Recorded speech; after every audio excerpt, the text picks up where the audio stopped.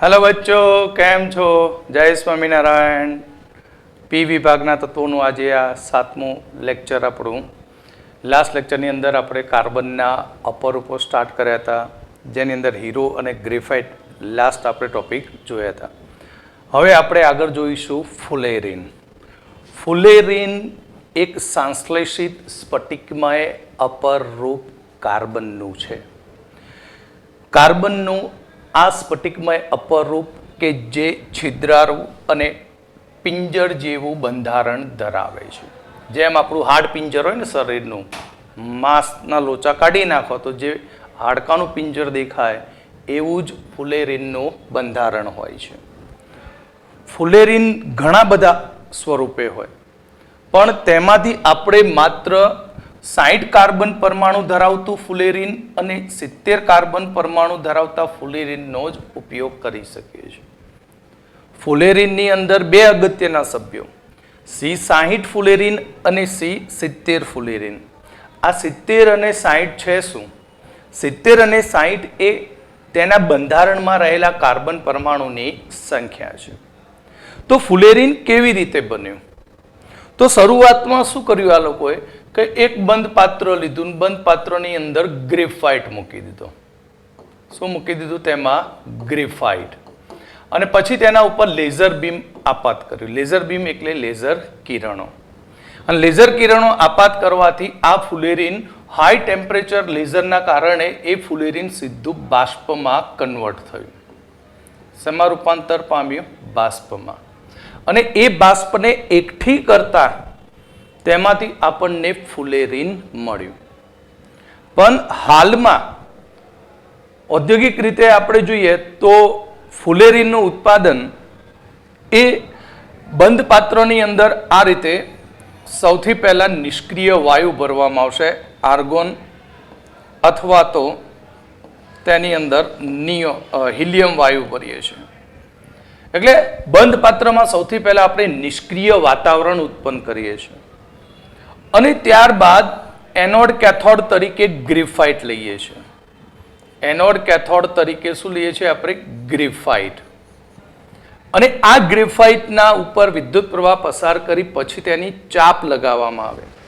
તમે જોયું હશે કે વેલ્ડર જ્યારે વેલ્ડિંગ કરતો હોય તો બે લોખંડ ભેગા કરે પછી એની ઉપર વેલ્ડરથી જે સ્ટીક હોય, સ્ટીકથી ત્યાં આમ ટીક ટીક કરે કે ચાપ લગાવે, એટલે ત્યાં સ્પાર્કિંગ થાય। અને એ ચાપ લગાવવાથી ત્યાં ગ્રેફાઇટ એ સીધો જ એ વાયુમાં રૂપાંતર થાય। હવે ગ્રેફાઇટ કાર્બન કાળા રંગનો એટલે ત્યાં ધુમાડો ભેગો થાય, અને એ ધુમાડાને સંગઠિત કરતા તેમાંથી મુખ્યત્વે C60 અને થોડાક પ્રમાણમાં C70 નામનું ફુલેરીન મળ્યું।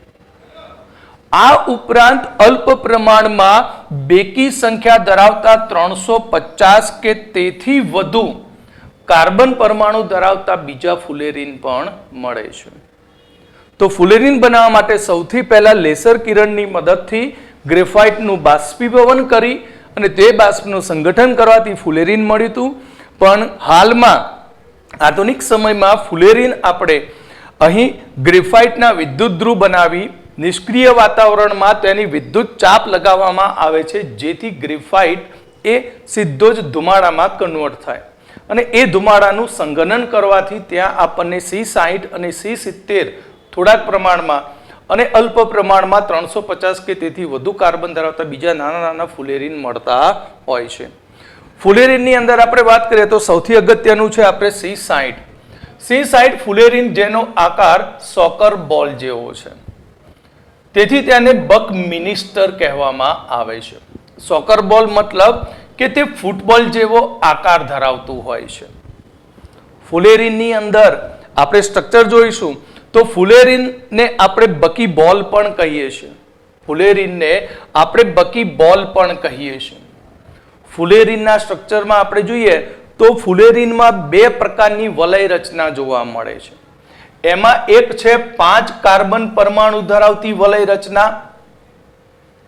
એ 5 કાર્બન વાળી વલય રચનાની સંખ્યા 12 હોય છે। આ નીટની અંદર પણ પૂછાઈ ગયું છે। અને 6 કાર્બન વાળાની સંખ્યા છે 20।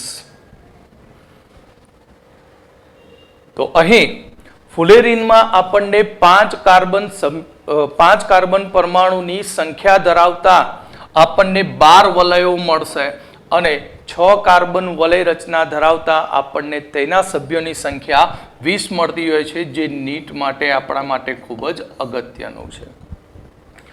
આમાં પણ એવું છે કે જે 6 કાર્બન યુક્ત વલય રચના છે તે 6 કાર્બન યુક્ત વલય રચના એ 6 સભ્યવાળી વલય રચના સાથે જોડાયેલી હોય છે, સાથે સાથે 5 સભ્યવાળી વલય રચના સાથે પણ જોડાયેલી હોય છે.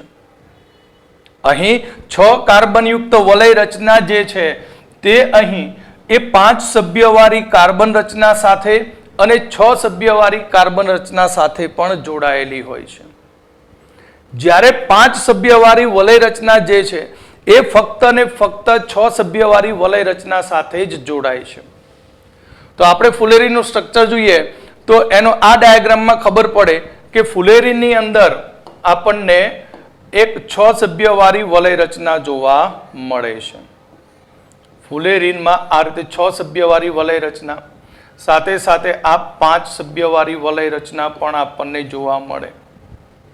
તમે જોઈ શકો કે આ 6 સભ્યવાળી વલય રચના પડોશમાં આ 6 સભ્ય, આ પણ 6 સભ્ય, આ 5 સભ્ય, 5, 6, 5 આ રીતે બંને સાથે જોડાયેલી હોય છે.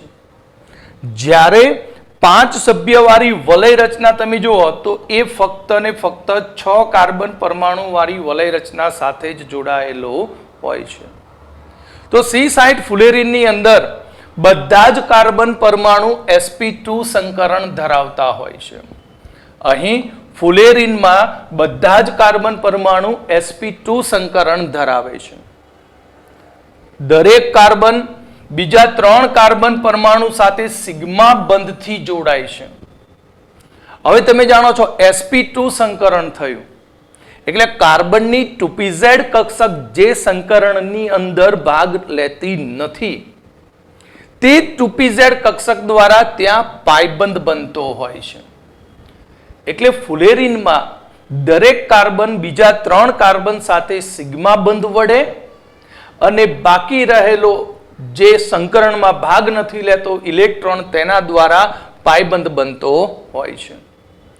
અને આ પાયબંધના ઇલેક્ટ્રોનને કારણે ત્યાં આણ્વીય કક્ષકમાં તે વિસ્તારીકૃત થવાને કારણે ફુલેરીન એરોમેટિક ગુણધર્મ ધરાવે છે. હવે તમને એમ થાય કે આ પાયબંધના ઇલેક્ટ્રોન આણ્વીય કક્ષકમાં વિસ્તારીકૃત થાય. સમજો કે આપણે બેન્ઝીન વિશે ભણી ગયા કે બેન્ઝીનની અંદર એકાંતરે પાયબંધ હોય છે અને તેના દરેક કાર્બન ઉપર આ રીતે એક પી કક્ષક જે સંકરણમાં ભાગ લેતી નથી તે લંબ રૂપે હોય છે. એટલે આ રીતે પી કક્ષકો ગોઠવણી પામી એકબીજા સાથે આ રીતે સંમિશ્રણ પામે. આને કહેવાય આણ્વીય કક્ષક બન્યું કહેવાય. અને આ આણ્વીય કક્ષકની અંદર આપણા પાઈ ઇલેક્ટ્રોન સ્થાનીકૃત થયેલા હોય છે, સતત તેમાં ઘૂમતા રહે. એના કારણે બેન્ઝીનમાં એરોમેટિક ગુણધર્મ જોવા મળ્યો અને આવી જ લાક્ષણિકતા આપણને ફુલેરીનમાં જોવા મળી. માટે ફુલેરીન પણ એક એરોમેટિક ગુણધર્મ ધરાવે છે. ફુલેરીનની અંદર કાર્બન કાર્બન એકલ બંધ અને સાથે સાથે દ્વિબંધ પણ હોય છે.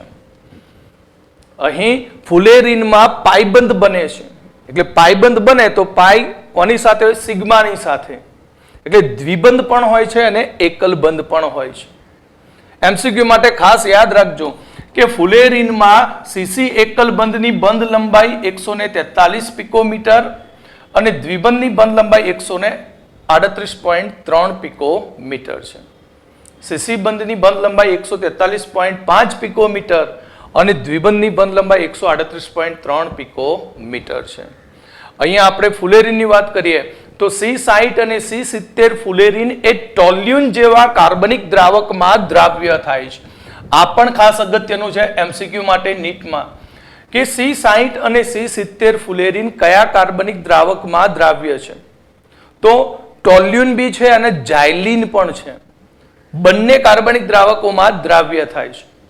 જેમાં C60 જ્યારે ટોલ્યુનમાં દ્રાવ્ય થાય ત્યારે તે જાંબલી રંગનું દ્રાવણ બનાવે છે અને C70 એ નારંગી લાલ રંગનું દ્રાવણ બનાવે છે. અહીં ફુલેરીન કાર્બનનું એ સૌથી શુદ્ધ સ્વરૂપ છે. એનું કારણ કે ફુલેરીન ભલે ફૂટબોલ જેવી રચના ધરાવે છે, પણ તમે ફૂટબોલમાં હવા ભરો એટલે એકદમ ટાઈટ હોય, એને તમે દબાવી શકતા નથી. એટલે ફૂટબોલની જેમ જ અહીં ફુલેરીનની અંદર આપણને કોઈ ઝૂલતા બંધ જોવા મળતા નથી. તેના કારણે ફુલેરીન એ લીસું બંધારણ ધરાવે છે. ફુલેરીન કે જેના બંધારણમાં આપણને ઝૂલતા બંધ મળતા નથી, માટે ફુલેરીન એ લીસું બંધારણ ધરાવે છે. તો આપણે કાર્બનના અપરૂપોની વાત કરીએ તો થર્મોડાયનેમિક્સ મુજબ કાર્બનનું સૌથી સ્થાયી અપરૂપ તે ગ્રેફાઇટ છે. એમસીક્યુમાં ઘણી વખત પૂછાઈ ગયેલું છે કાર્બનનું સૌથી સ્થાયી અપરૂપ કયું, તો મોટાભાગે છોકરાઓ શું કહે, હીરો. પણ થર્મોડાયનેમિક્સ પ્રમાણે સૌથી વધુ સ્થાયી અપરૂપ છે ગ્રેફાઇટ. ત્યાર પછી ગ્રેફાઇટની એન્થાલ્પીનું મૂલ્ય, પ્રમાણિત ફોર્મેશન એન્થાલ્પીનું મૂલ્ય 0 સ્વીકારવામાં આવ્યું છે. કેમ? કારણ કે તે વધુ સ્થાયી છે. થર્મોડાયનેમિક્સ પ્રમાણે જે તત્વનું સ્થાયી અપરૂપ હોય તેની એન્થાલ્પીનું મૂલ્ય 0 ગણવામાં આવે છે. જ્યારે હીરો અને ફુલેરીનની વાત કરીએ તો તેમની ફોર્મેશન એન્થાલ્પીના મૂલ્યો અનુક્રમે હીરા માટે 1.90 કિલો જૂલ પ્રતિ મોલ છે અને ફુલેરીન માટે 38.1 કિલો જૂલ પ્રતિ મોલ છે. આ પણ માહિતી તમારે એમસીક્યુ માટે યાદ રાખવી જ પડશે. ઓકે, તો આ હતું આપણું ફુલેરીન. તો અહીં કાર્બનના આપણે રાસાયણિક ગુણધર્મ વિશે જોઈશું. આપણે એક બી ટોપિક એવો નથી છોડવો કે જેથી આપણને નીટમાં ક્યાંય તકલીફ પડે. તો સૌથી પહેલો આપણે કાર્બનના રાસાયણિક ગુણધર્મ. કાર્બનના બધા જ અપરૂપ હવા અથવા ઓક્સિજન સાથે દહન પ્રક્રિયા કરીને કાર્બન મોનોક્સાઇડ અથવા કાર્બન ડાયોક્સાઇડ બનાવે છે. કેવી રીતે કાર્બન મોનોક્સાઇડ? કે જો ઓક્સિજનનું પ્રમાણ મર્યાદિત હોય તો કાર્બન મોનોક્સાઇડ બને અને જો ઓક્સિજનનું પ્રમાણ વધારે હોય તો તે કાર્બન ડાયોક્સાઇડ બનાવે છે. અને જ્યારે પણ કાર્બનનું દહન થાય છે ત્યારે તમને ખબર છે કે ઉષ્માનું ઉત્સર્જન થતું હોય છે, માટે દહન પ્રક્રિયા ઉષ્માક્ષેપક પ્રક્રિયા છે. જેમ કે 2C+O2, તો તેમાંથી બનશે કાર્બન મોનોક્સાઇડ સાથે ઉર્જા મુક્ત થશે. C+O2 વધુ પ્રમાણમાં લઈએ તો CO2 બને પ્લસ ઉર્જા મુક્ત થાય. તો અહીં રિડક્શન કર્તાનો ગુણધર્મ. કાર્બન એ પ્રબળ રિડક્શન કરતા છે. પરિણામે કેટલીક ધાતુના ઓક્સાઇડમાંથી ધાતુ મેળવવા માટે ત્યાં આપણે રિડક્શન કર્તા તરીકે કાર્બનનો ઉપયોગ કરીએ છીએ. એટલે કાર્બન પ્રબળ રિડક્શન કરતા છે, માટે કેટલાક ધાત્વિક ઓક્સાઇડ માંથી રિડક્શન કરીને ધાતુ મેળવવા માટે તેનો ઉપયોગ થાય છે. રિડક્શન પ્રક્રિયા ધાતુ સલ્ફેટમાંથી ધાતુ સલ્ફાઇડ છૂટું પડે છે.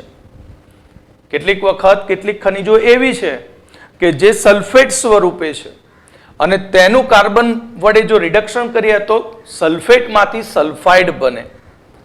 આપણે કેટલાક ઉદાહરણો જોઈએ કે ઝિંક ઓક્સાઇડને કાર્બન વડે રિડક્શન કરીએ તો ઝિંક ઓક્સાઇડનું કાર્બન વડે રિડક્શન કરતા તેમાંથી ઝિંક ધાતુ મળે અને કાર્બન મોનોક્સાઇડ છૂટો થાય. એ જ પ્રમાણે લેડ ઓક્સાઇડનું કાર્બન વડે રિડક્શન કરતા લેડ ધાતુ મળે. Fe2O3 ફેરિક ઓક્સાઇડનું કાર્બન વડે રિડક્શન કરવાથી Fe ધાતુ છૂટી પડે. બેરિયમ સલ્ફેટ હોય અને તેની કાર્બન સાથે રિડક્શન પ્રક્રિયા કરીએ તો બેરિયમ સલ્ફેટમાંથી સલ્ફાઇડ બની જાય, BaS બને. લેડ સલ્ફેટ હોય અને એની કાર્બન સાથે રિએક્શન કરીએ તો લેડ સલ્ફેટમાંથી લેડ સલ્ફાઇડ બને. તો ગરમ થયેલા કોક પરથી જો આપણે પાણીની બાષ્પ પસાર કરવામાં આવે તો ત્યાં આપણને જળ વાયુ મળતો હોય છે. ગરમ કરેલા કોક પરથી પાણીની વરાળ પસાર કરવામાં આવે તો ત્યાં આપણને જળ વાયુ મળે છે. ત્યાં આપણને શું મળશે? જળ વાયુ મળે છે. આગળ આપણે જોઈએ તો અન્ય ધાતુઓ સાથે પણ કાર્બન પ્રક્રિયા આપે છે. ગરમ લાલ થયેલા કાર્બન પરથી સલ્ફરની વરાળ પસાર કરતા કાર્બન ડાયસલ્ફાઇડ બને ખૂબ જ દુર્ગંધ ધરાવતો વાયુ છે. સૌથી ખરાબમાં ખરાબ વાસ તો કાર્બન ડાયસલ્ફાઇડની. એટલે કે કાર્બન પ્લસ 2s તો કાર્બન ડાયસલ્ફાઇડ બને. કાર્બનના ધ્રુવો વચ્ચે વિદ્યુત ચાપ લગાવી એટલે સ્પાર્ક કરતા હાઇડ્રોજન વાયુની હાજરીમાં જો પ્રક્રિયા કરીએ તો એસિટિલિન વાયુ મળે. એટલે આપણે જે રીતે ફુલેરીન બનાવીએ છીએ હિલિયમની હાજરીમાં અથવા આર્ગોનની હાજરીમાં, એ જ રીતે ત્યાં હાઇડ્રોજન વાયુ ભરવાનો અને પછી કાર્બનના ધ્રુવો લઈ અને એની ચાપ લગાવો તો કાર્બન વેપરાઇઝ થાય અને એ વેપરાઇઝ કાર્બન હીટને કારણે તરત જ હાઇડ્રોજન સાથે જોડાઈને એસિટિલિન વાયુ બનાવે છે. એસિટિલિન એટલે કે આઈયુપીએસસીમાં કહેવું હોય તો તેને કહેવાય ઇથાઇન બનાવે. બેરિયમ સાથે કાર્બનને ગરમ કરતા બેરિલિયમ સાથે કાર્બનને ગરમ કરતા બેરિલિયમ કાર્બાઇડ બને છે. 2Be plus C gives Be2C એટલે બેરિલિયમ કાર્બાઇડ બને છે. ત્યારબાદ એસિડ સાથેની પ્રક્રિયાઓ. તો એસિડ સાથેની પ્રક્રિયામાં ચારકોલને ગરમ અને વેરી મોસ્ટ આઈએમપી આ ટોપિક નીટ માટે આની અંદરથી નીટમાં એમસીક્યુ પૂછાયેલા છે, JEE મેઇનમાં પણ પૂછાયેલા છે, એટલે ધ્યાન રાખવાનું આ ટોપિકમાં કે ચારકોલને ગરમ મંદ નાઇટ્રિક એસિડમાં ધીમે ધીમે ઓગાળવાથી બદામી રંગનો એક પદાર્થ બને છે જેને ટેનિન કહેવામાં આવે છે. અહીં ચારકોલને ગરમ મંદ નાઇટ્રિક એસિડમાં આપણે ધીમે ધીમે ઉમેરતા હલાવતા જઈએ તો ત્યાં આપણને એક બદામી રંગનો પદાર્થ મળે છે જેને આપણે કૃત્રિમ ટેનિન કહીએ છીએ. જ્યારે કાર્બનની સાંદ્ર નાઇટ્રિક એસિડ સાથે પ્રક્રિયા કરવામાં આવે છે ત્યારે કાર્બનનું ઓક્સિડેશન થાય છે અને કાર્બન ડાયોક્સાઇડ બને છે. એટલે 4+ HNO3 સાંદ્ર લઈએ તો કાર્બન ડાયોક્સાઇડ, નાઇટ્રોજન ડાયોક્સાઇડ અને પાણી મુક્ત થાય છે. કાર્બનની ગરમ અને સાંદ્ર સલ્ફ્યુરિક એસિડ સાથે પ્રક્રિયા કરતા કાર્બનનું ઓક્સિડેશન થઈ કાર્બન ડાયોક્સાઇડ બનશે અને સલ્ફ્યુરિક એસિડનું રિડક્શન થઈને સલ્ફર ડાયોક્સાઇડ બને છે. પણ વેરી મોસ્ટ આઈએમપી ત્યાં થોડાક પ્રમાણમાં મેલેટિક એસિડ બને છે. એટલે કે બેન્ઝીન હેક્ઝા કાર્બોક્સિલિક એસિડ બને. આ પણ નીટ, JEE મેન અને એડવાન્સમાં પણ પૂછાઈ ગયેલું છે કે કાર્બનને ગરમ અને સાંદ્ર સલ્ફ્યુરિક એસિડ સાથે જો પ્રક્રિયા કરવામાં આવે તો કાર્બનના ઓક્સિડેશનથી કાર્બન ડાયોક્સાઇડ બનશે અને સલ્ફરના રિડક્શનથી સલ્ફર ડાયોક્સાઇડ બને. સાથે થોડાક પ્રમાણમાં મેલેટિક એસિડ બનતો હોય છે. એટલે કે આ આપણું બેન્ઝીન છે, ઓકે, અને બેન્ઝીનના દરેક કાર્બન ઉપર COOH મેલેટિક એસિડ.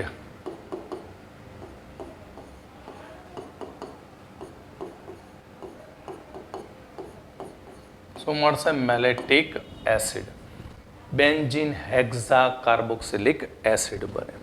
C+H2SO4 તો તેમાંથી CO2 + SO2 + 2H2O અને 12 mall carbon 9 mall sulphuric acid વચ્ચે રિએક્શન થાય તો C6COOH6 મેલેટિક એસિડ બનશે અને સલ્ફર ડાયોક્સાઇડ મુક્ત થતો હોય છે.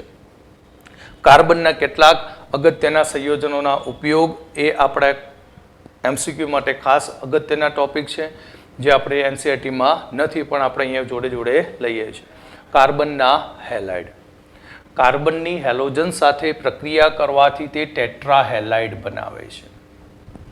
કાર્બનની હેલોજન સાથે પ્રક્રિયા કરવાથી તે ટેટ્રાહેલાઇડ બનાવે છે, જેમ કે CF4 કાર્બન ટેટ્રાફ્લોરાઇડ જે વાયુ સ્વરૂપે છે, કાર્બન ટેટ્રાક્લોરાઇડ CCl4 જે પ્રવાહી સ્વરૂપે છે. કાર્બન ટેટ્રાબ્રોમાઇડ અને કાર્બન ટેટ્રા આયોડાઇડ એ બંને ઘન અવસ્થામાં હોય છે. તેમની સ્થાયીતાના ક્રમની વાત કરીએ તો સૌથી વધુ સ્થાયી છે CF4, ત્યાર પછી સ્થાયીતામાં ક્રમશઃ ઘટાડો થાય છે. તો તેમના ઉપયોગ શું? તો CCl4 નો ઉપયોગ દ્રાવક તરીકે અને અગ્નિશામક તરીકે થાય છે. CCl4 નો ઉપયોગ એ કાર્બનિક દ્રાવક તરીકે અને અગ્નિશામક તરીકે થાય છે. CCl4 ની મદદથી CFC બનાવી શકાય. ક્લોરોફ્લોરોકાર્બન એટલે કે CF2Cl2 CFC કહેવાય આને. શું કહેવાય? CFC ક્લોરોફ્લોરોકાર્બન, જેને આપણે ફ્રેયોન કહીએ છીએ. તમે જાણો છો ફ્રેયોનનો ઉપયોગ રેફ્રિજરેટરમાં શીતક તરીકે થાય છે. ત્યાર પછી CCl4 નો ઉપયોગ ઔષધ તરીકે, આંતરડામાં કૃમિ થયા હોય તો એ કૃમિને અટકાવવા માટે તેનો ઉપયોગ થાય છે.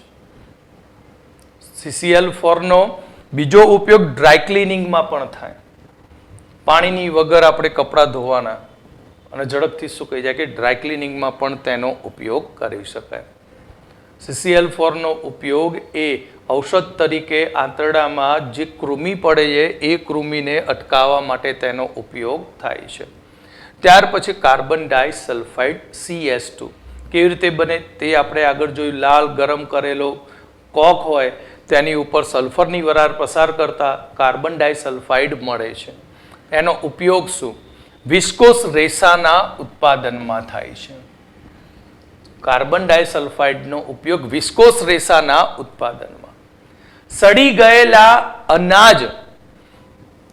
ગયેલા અનાજનો સડો દૂર કરવા માટે જંતુનાશક તરીકે થાય છે. રબરની વલ્કેનાઇઝેશન પ્રક્રિયામાં ઉપયોગી છે. એટલે જે કુદરતી રબર હોય છે એ કુદરતી રબરમાંથી સારું મજબૂત રબર બનાવવા માટે યોક્સિલ પ્રક્રિયક તરીકે ત્યાં કાર્બન ડાયસલ્ફાઇડનો ઉપયોગ થાય છે. દિવાસળી અને રંગના ઉત્પાદનમાં તે દ્રાવક તરીકે વપરાય છે. CCl4 ના ઉત્પાદનમાં પણ કાર્બન ડાયસલ્ફાઇડનો ઉપયોગ થાય છે. તો તમારે આ બધા ઉપયોગો યાદ રાખવા પડશે, બરાબર? કેમ? કારણ કે આપણે નીટની અંદર સારો સ્કોર મેળવવો છે. કાર્બાઇડ સંયોજનો. કાર્બાઇડ સંયોજન કોને કહેવાય? કે કાર્બન તેના કરતાં વધુ વિદ્યુત ધન્મયતા ધરાવતા કેટલાક તત્વો સાથે જોડાઈને જે સંયોજન બનાવે તેને કાર્બાઇડ સંયોજનો કહેવાય. કાર્બન કરતાં વધુ વિદ્યુત ધન્મય તત્વો કોણ હોય? ધાતુઓ. તો ધાતુ સાથે જ્યારે કાર્બન જોડાય તો તેનાથી જે સંયોજન બને તેને કહેવામાં આવે છે કાર્બ ધાત્વિક સંયોજનો, જેની અંદર છે સિલિકોન કાર્બાઇડ, બરાબર? ત્યાર પછી iron carbide, calcium carbide, tungsten carbide, aluminium carbide, beryllium કાર્બાઇડનો સમાવેશ થાય છે. તો આપણે અહીંયા દરેકના ઉપયોગ વિશે જોઈએ. સિલિકોન કાર્બાઇડ, જેને આપણે માર્કેટમાં કાર્બોરેન્ડમના નામે ઓળખીએ છીએ. ના ખબર હોય તો હેમ્બ્રી પથ્થર, આપણે ચપ્પાની ધાર કાઢવા માટે જે મશીન પથ્થર વાપરે છે પેલા મજૂરો, તો એ પથ્થર એ કાર્બોરેન્ડમ છે. એટલે હેમ્બ્રી પથ્થરમાં કોણ હોય? તો સિલિકોન કાર્બાઇડ હોય છે. સખત છે એટલે અપઘર્ષક છે, એટલે ઓજારોની ધાર કાઢવા માટે તેનો ઉપયોગ થાય છે. બીજું તેનો ઉપયોગ આપણે ઘરની અંદર અનાજ દળવા માટેની ઘંટીમાં પણ તેનો ઉપયોગ થાય છે અને તે ઉચ્ચ તાપ સહ હોય છે. ટંગસ્ટન કાર્બાઇડ, જેનો ઉપયોગ ઓજારોની બનાવટમાં અને ચલણી સિક્કાની બનાવટમાં તેનો ઉપયોગ આપણે બીબા બનાવવા માટે કરીએ છીએ. ટંગસ્ટન કાર્બાઇડનો ઉપયોગ અહીં ઓજારોની બનાવટમાં અને સિક્કા વગેરેની બનાવટના બીબા એટલે ડાઈ બનાવવા માટે તેનો ઉપયોગ થાય છે. Calcium carbide. કેલ્શિયમ કાર્બાઇડનો ઉપયોગ ઓર્ગેનિકમાં ભણી ગયા કે કેલ્શિયમ કાર્બાઇડની મદદથી આપણે એસિટિલિન વાયુ મેળવી શકાય છે. અને આ એસિટિલિન વાયુનો ઉપયોગ આપણે વેલ્ડિંગમાં કરીએ છીએ. આપણે ધાતુ વેલ્ડિંગ કરીએ છીએ એ વેલ્ડિંગમાં એટલે જારણ કરવામાં તેનો ઉપયોગ થાય છે.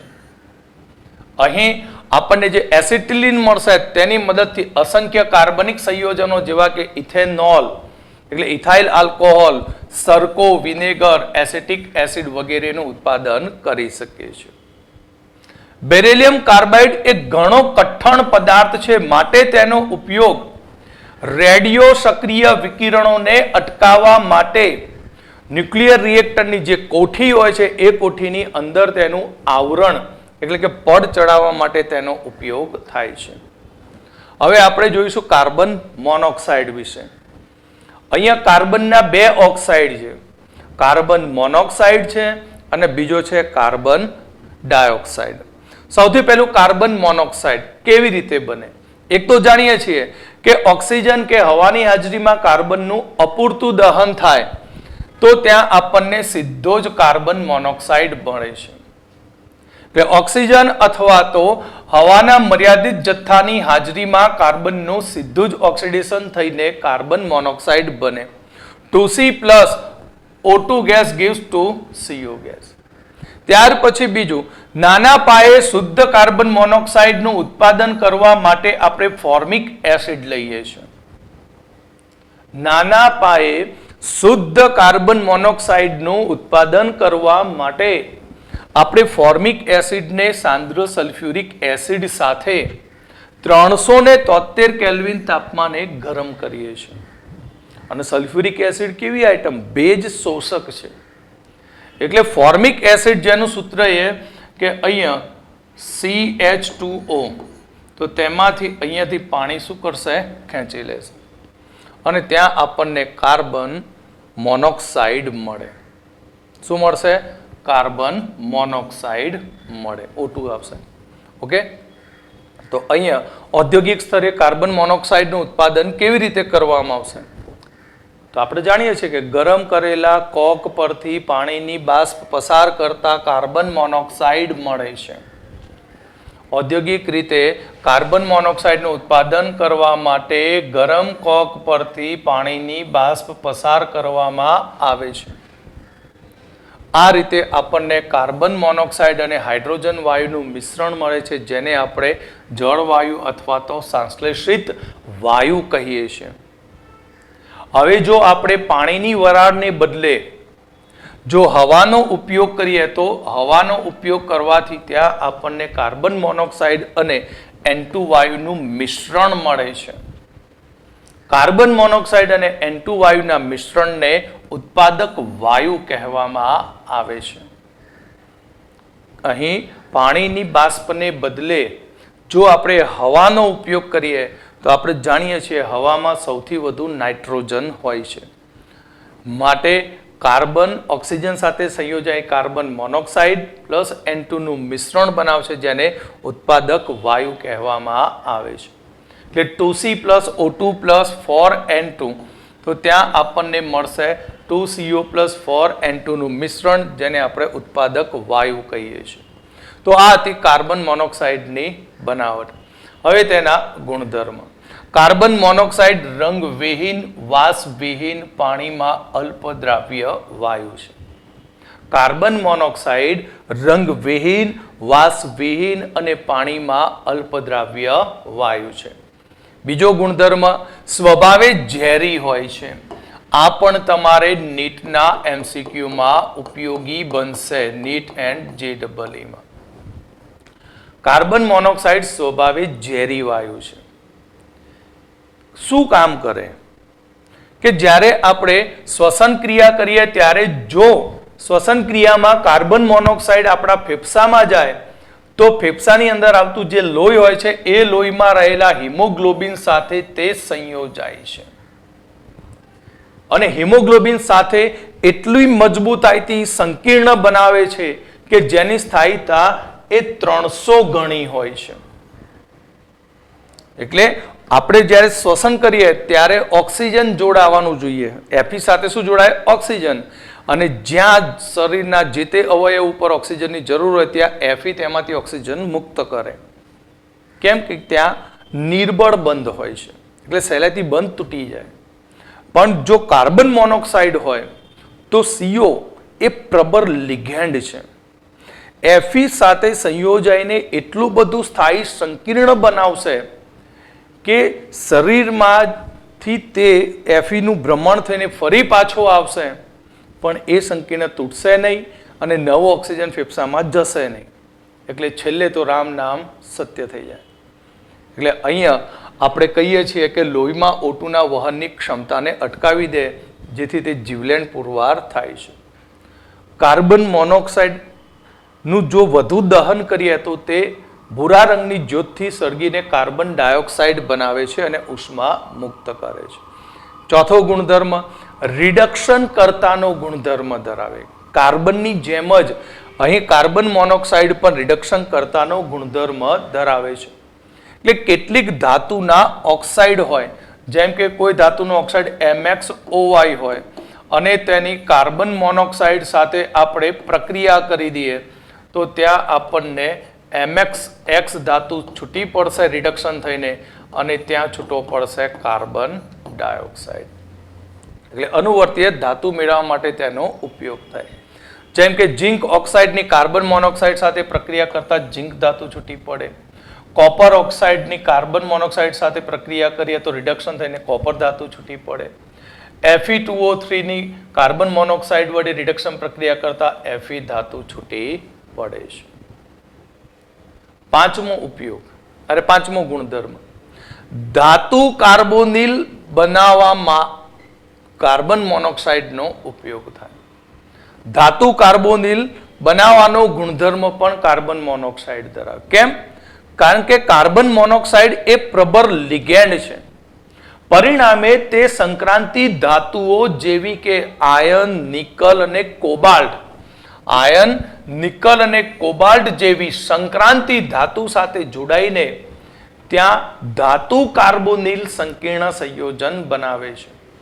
જેમ કે Ni+4CO, તો Ni+4CO 333 થી 343 કેલ્વિન તાપમાને NiCO4 બનશે, જેને કહીએ છીએ આપણે નિકલ ટેટ્રા કાર્બોનિલ અથવા તો ટેટ્રા કાર્બોનિલ નિકલ કહેવાય. એ જ પ્રમાણે Fe કાર્બન મોનોક્સાઇડ સાથે જોડાય તો ત્યાં આયન પેન્ટા કાર્બોનિલ બને. ક્રોમિયમ 6 કાર્બન મોનોક્સાઇડ સાથે જોડાય તો ત્યાં બનશે ક્રોમિયમ હેક્ઝા કાર્બોનિલ બને છે. તો કાર્બન મોનોક્સાઇડનો ઉપયોગ શું થાય? તો કાર્બન મોનોક્સાઇડનો ઉપયોગ કેટલીક ધાતુઓના ઓક્સાઇડમાંથી ધાતુનું નિષ્કર્ષણ કરવા માટે તેનો ઉપયોગ થાય છે. જેમ કે Fe2O3, ખાસ તો હિમેટાઇટ ખનિજમાંથી Fe ધાતુ મેળવવા માટે કાર્બન મોનોક્સાઇડનો ઉપયોગ થાય છે. એટલે 2Fe+2CO gives Fe ધાતુ છૂટી પડે. આ હમણાં જ આપણે આગળ ધાતુ કાર્બોનિલ બનાવવાની ગુણધર્મ ભણ્યા, એનો જ ઉપયોગ છે. વેરી મોસ્ટ IMPA નીટ માટે કે શુદ્ધ નિકલ ધાતુ મેળવવા માટે કોનો ઉપયોગ કરી શકાય? તો અશુદ્ધ નિકલમાંથી શુદ્ધ નિકલ મેળવવા માટે અશુદ્ધ નિકલની કાર્બન મોનોક્સાઇડ સાથે ઊંચા તાપમાને પ્રક્રિયા કરવામાં આવે છે, જેથી ત્યાં ટેટ્રા કાર્બોનિલ નિકલ બને છે. અને આ ટેટ્રા કાર્બોનિલ નિકલનું આપણે બાષ્પ બનાવી તેનું વિઘટન કરીએ તો આપણને શુદ્ધ સ્વરૂપે નિકલ ધાતુ મળે છે. તો અહીંયા Ni+4CO 333 થી 343 તો નિકલ ટેટ્રા કાર્બોનિલ બનશે. ક્લિયર? ત્યાર પછી નંબર 3, ઔદ્યોગિક ક્ષેત્રે કાર્બન મોનોક્સાઇડનો ઉપયોગ જળ વાયુ કે ઉત્પાદક વાયુની બનાવટમાં તેનો ઉપયોગ થાય, જેનો ઉપયોગ આપણે બળતણ તરીકે કરીએ છીએ. પાંચમો ઉપયોગ મિથાઇલ આલ્કોહોલ કે ફોર્મિક એસિડના ઉત્પાદનમાં તેનો ઉપયોગ થાય છે. ક્યાં ઉપયોગ થશે? મિથાઇલ આલ્કોહોલ કે ફોર્મિક એસિડના ઉત્પાદનમાં. હવે આનો લાસ્ટ ઉપયોગ ટેપ રેકોર્ડમાં.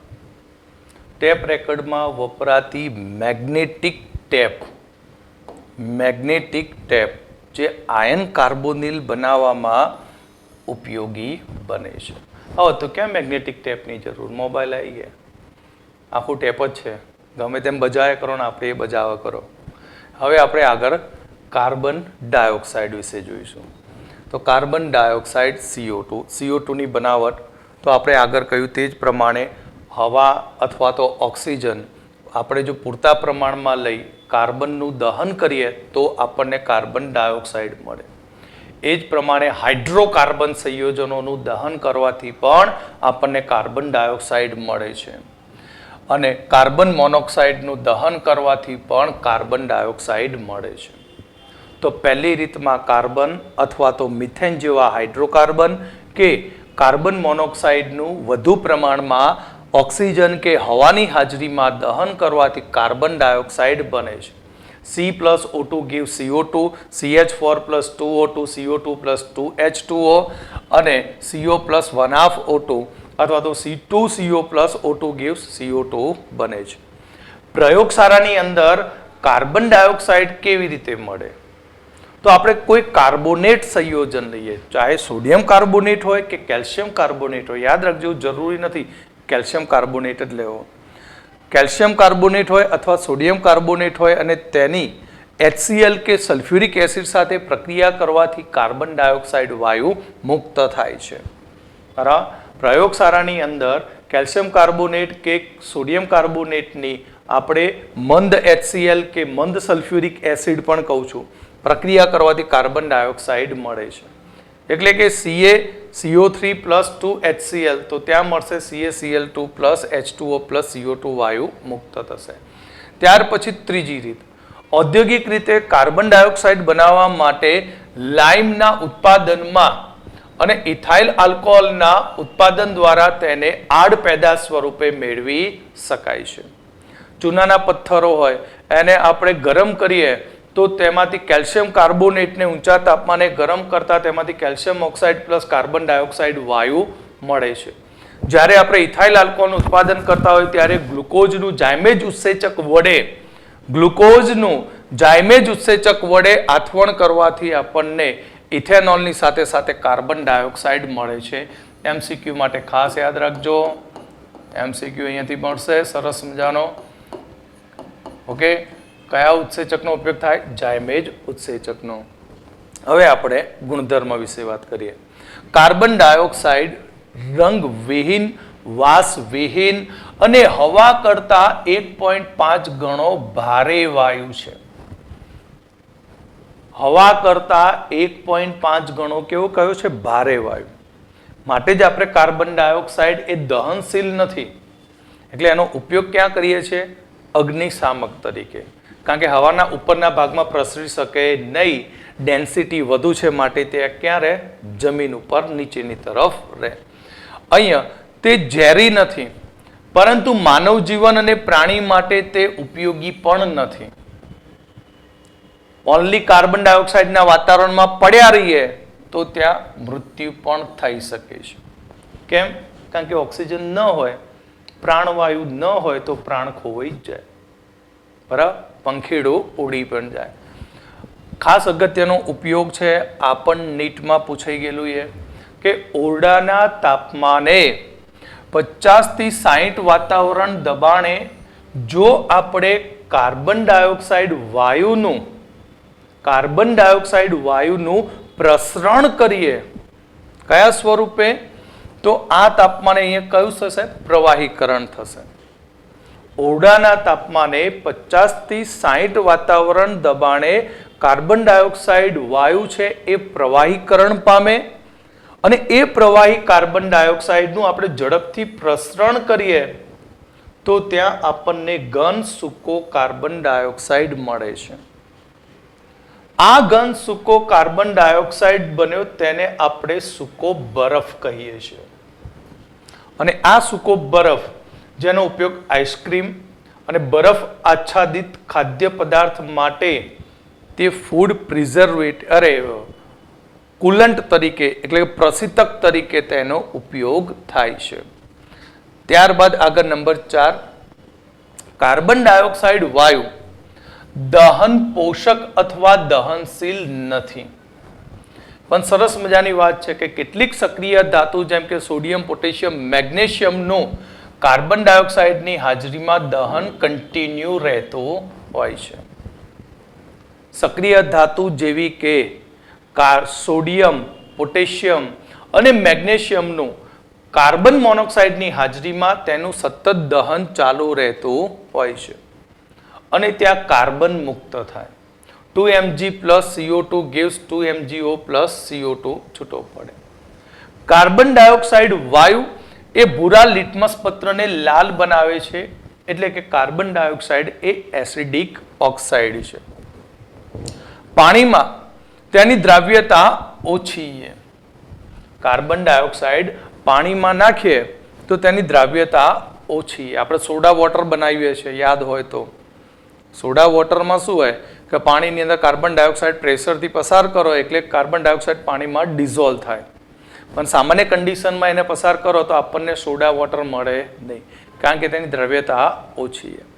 પણ કાર્બન ડાયોક્સાઇડ પાણી સાથે જોડાશે ત્યારે H2CO3 બનશે.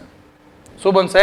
H2CO3, જેને આપણે કાર્બોનિક એસિડ કહીએ છીએ, જે દ્વિબેઝિક એસિડ છે. કેવો એસિડ છે? દ્વિબેઝિક. આનો મતલબ કે આ જે કાર્બોનિક એસિડ છે એ કાર્બોનિક એસિડનું અહીં બે તબક્કામાં આયનીકરણ થાય. પ્રથમ H2CO3 માંથી HCO3 માઇનસ અને H3O પ્લસ બને અને સેકન્ડ સ્ટેપમાં HCO3 માઇનસ જે બાયકાર્બોનેટ આયન બન્યો તેમાંથી ફરીથી H રિમૂવ થશે અને મળશે આપણને કાર્બોનેટ CO3 2- કાર્બોનેટ મળે છે. ત્યાર પછી આગળ આપણે નંબર 7, ચૂનાના નિત્ર્યા પાણીમાં કાર્બન ડાયોક્સાઇડ વાયુ પસાર કરતા તેમાં અદ્રાવ્ય કેલ્શિયમ કાર્બોનેટ બને છે, જેથી દ્રાવણ એ દુધિયા રંગનું બને છે. આપણે મર્યાદિત પ્રમાણમાં લાઇમ વોટરમાં ચૂનાના નિત્રા પાણીમાં એટલે લાઇમ વોટરમાં મર્યાદિત પ્રમાણમાં કાર્બન ડાયોક્સાઇડ વાયુ પસાર કરીએ તો કેલ્શિયમ કાર્બોનેટ બને, જે પાણીમાં અદ્રાવ્ય છે, જેથી આપણને તે દ્રાવણ એ દુધિયા રંગનું જોવા મળે છે. પરંતુ જો કાર્બન ડાયોક્સાઇડ પસાર કર્યા જ કરીએ એટલે વધુ માત્રામાં પસાર કરીએ તો કેલ્શિયમ હાઇડ્રોજન કાર્બોનેટ બની જાય, જેને આપણે કેલ્શિયમ બાયકાર્બોનેટ કહીએ છીએ. અને કેલ્શિયમ બાયકાર્બોનેટ જે પાણીમાં સંપૂર્ણપણે દ્રાવ્ય છે, પાણીમાં કેવો છે? દ્રાવ્ય છે, માટે દ્રાવણનો દુધિયો રંગ દૂર થાય છે. એટલે કે CaOH ટ્વાઇસમાં CO2 વાયુ પસાર કરીએ મર્યાદિત પ્રમાણમાં તો કેલ્શિયમ કાર્બોનેટ સોલિડ અદ્રાવ્ય સ્વરૂપે મળે. પછી તેની અંદર એમના એમ જ કાર્બન ડાયોક્સાઇડ વધુ પસાર કરીએ તો CaHCO3 ટ્વાઇસ કેલ્શિયમ બાયકાર્બોનેટ બને, જે પાણીમાં ઓગળી જાય, માટે દુધિયો રંગ દૂર થાય છે. સૂર્યપ્રકાશની હાજરીમાં લીલી વનસ્પતિ તેમાં રહેલા ક્લોરોફિલની મદદથી પાણી સાથે પ્રક્રિયા કરીને ગ્લુકોઝ બનાવે છે. સૂર્યપ્રકાશની હાજરીમાં લીલી વનસ્પતિ તેમાં રહેલા ક્લોરોફિલ રંજક દ્રવ્યની મદદથી કાર્બન ડાયોક્સાઇડ વાયુ અને પાણીની બાષ્પ તેનું શોષણ કરી અને તે ગ્લુકોઝ બનાવે છે. આ પ્રક્રિયાને પ્રકાશ સંશ્લેષણ કહેવામાં આવે છે. આ તો પ્રક્રિયા તમે જાણો જ છો. ત્યાર પછી આગળ આપણે નંબર 9, CO2 વાયુના બંધારણની વાત કરીએ તો કાર્બન ડાયોક્સાઇડમાં sp સંકરણ જોવા મળે છે. એટલે આપણા જોડે જે કાર્બન છે એ કાર્બનની અંદર sp સંકરણ છે અને આ sp સંકૃત કક્ષક જે આ બાજુના એક કાર્બન ઓક્સિજન સાથે આ બાજુના ઓક્સિજન સાથે એક સિગ્મા બંધ બનાવે. sp એ કયું છે? sp એટલે 2 p કક્ષકો બાકી રહી અને તે 2 p કક્ષકો એ અહીં ઓક્સિજન સાથે બંને બાજુ દ્વિબંધ બનાવે છે. બંને બાજુ શું બનાવશે? દ્વિબંધ બનાવે છે. એટલે કે અહીંયા 2 સિગ્મા બંધ બનશે અને 2 પાઈ બંધ બનશે. કાર્બન ડાયોક્સાઇડમાં 2 સિગ્મા બંધ હોય છે અને 2 પાઈ બંધ હોય છે. જ્યારે કાર્બનના અન્ય ઇલેક્ટ્રોન ઓક્સિજન પરમાણુ સાથે આપણે જાણીએ છીએ કયો બંધ બનાવ્યો હમણાં? પાઈ બંધ. એટલે કે પી પાઈ બંધ બનાવવામાં ભાગ લે છે. કાર્બન ડાયોક્સાઇડ એ અધ્રુવ્ય છે. તેની દ્વિધ્રુવીય ચાકમાત્રા રહિત છે, આકાર રેખીય છે અને તેમાં બંને સીઓની બંધ લંબાઈ 115 પિકોમીટર છે. કાર્બન ડાયોક્સાઇડમાં રેઝોનન્સ થાય, સંસ્પંદન થતું હોય છે. એટલે આપણે આ વચ્ચેનો કાર્બન ડાયોક્સાઇડની વાત કરીએ તો આ કાર્બન ડાયોક્સાઇડ આ બાજુ ઇલેક્ટ્રોનનું દાન આપે. કાર્બન ડાયોક્સાઇડની અંદર આ ઓક્સિજન અહીંયા ઇલેક્ટ્રોનનું દાન આપે તો અહીંયા ત્રિબંધ બને તો અહીંયાથી ઇલેક્ટ્રોન ક્યાં જાય? કાર્બન ઉપર. માટે C triple bond O oxygen plus, single bond oxygen minus. બીજું આવું પણ બની શકે રેઝોનન્સમાં કે અહીં આ ઇલેક્ટ્રોન અહીંયા દાન આપે તો ઓક્સિજન પ્લસ બની ત્રિબંધ બનાવશે અને આ ઇલેક્ટ્રોન ઓક્સિજન ઉપર જશે અને ઓક્સિજન માઇનસ બને. એટલે અહીંયા આપણને કાર્બન ડાયોક્સાઇડના 3 સંસ્પંદન બંધારણો મળે છે. કાર્બન ડાયોક્સાઇડના ઉપયોગો જોઈશું આપણે. કાર્બન ડાયોક્સાઇડ દહનશીલ કે દહન પોષક નથી, માટે તેનો ઉપયોગ અગ્નિશામક તરીકે થાય છે. સોડા વોટર અને ઠંડા પીણાની બનાવટમાં કાર્બન ડાયોક્સાઇડનો ઉપયોગ થાય છે. ધોવાના સોડાના ઉત્પાદનમાં સોલ્વેની એમોનિયા પદ્ધતિમાં કાર્બન ડાયોક્સાઇડનો ઉપયોગ થાય છે. ત્યાર પછી દાઝેલા દર્દીની, આ પણ ખાસ MCQ માટે ઉપયોગી બનશે નીટમાં, દાઝેલાની સારવાર માટે અથવા તો ચામડી ઉપર ઉજરડા પડી ગયા હોય અથવા વાડકાપ કરતી હોય તો ત્યાં દવાખાનામાં સૂકા બરફ તરીકે તે વપરાય છે. બરાબર કોઈએ ટીક્યો હોય પટ્ટે ને પટ્ટે, ચામડી ફાટી ગઈ હોય, ઉજરડા પડી ગયા હોય, લાલ લાલ જામા પડી ગયા હોય તો તેની ઉપર સૂકો બરફ લગાવવાથી રાહત થાય. પણ એવો ધંધો કરવો જ ના પડે તો બરાબર.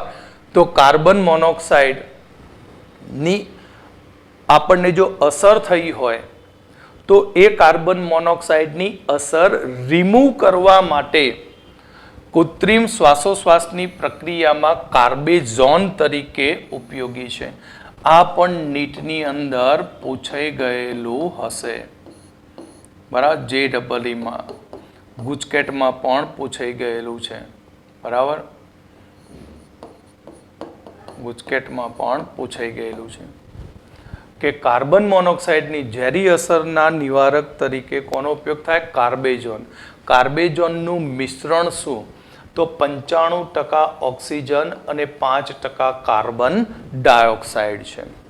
95% ઓક્સિજન અને 5% કાર્બન ડાયોક્સાઇડ. ખાંડના ઉત્પાદનમાં, શેરડીના રસના શુદ્ધિકરણમાં કાર્બન ડાયોક્સાઇડ વપરાય છે. ખાંડના શુદ્ધિકરણમાં એટલે કે શેરડીનો રસ જે પીળો પંજર હોય એને રંગ દૂર કરવા માટે ત્યાં અથવા ઓછો કરવા માટે કાર્બન ડાયોક્સાઇડનો ઉપયોગ થાય છે. તો આગળ આપણે ઉપયોગ જોઈએ તો સૌથી અગત્યનો ઉપયોગ MCQ માટે ખાસ અગત્યનું છે. આપણી જે શરીરની અંદર બફર સિસ્ટમ છે એ બફર સિસ્ટમમાં કાર્બોનિક એસિડનો ઉપયોગ થાય છે.